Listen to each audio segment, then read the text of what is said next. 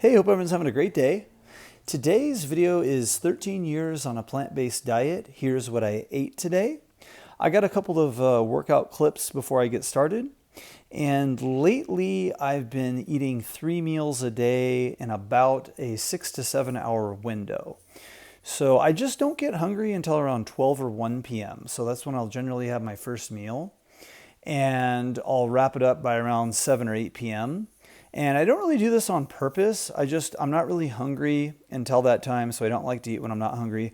Also, I like to work out fasted, so I enjoy doing my workouts around 11 a.m. Just drink water throughout the morning and then have that first meal around 1 p.m. or so. And that seems to be working really well for me. I think there's some long-term health benefits as well to intermittent fasting, so I just follow my body and that's what it's telling me to do. So at 1 p.m. I had my first meal of the day. I've been getting these Yumi watermelons. They've been really good. They're local. This one wasn't great.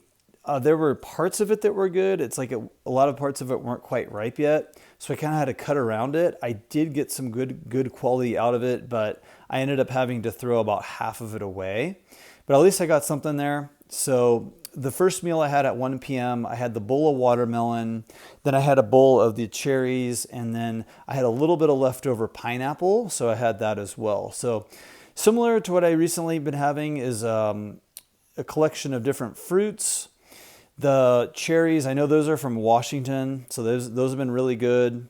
The watermelons as well. This was the first one I got in a while that wasn't great, but delicious fruit overall.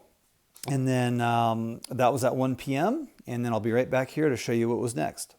This is at 3 p.m. I made oatmeal. This was 2 servings of organic rolled oats I cooked on the stove. I added a cup of blueberries, about a tablespoon of peanut butter, and 2 bananas, chopped it up there. And then I also added a splash of almond milk as well.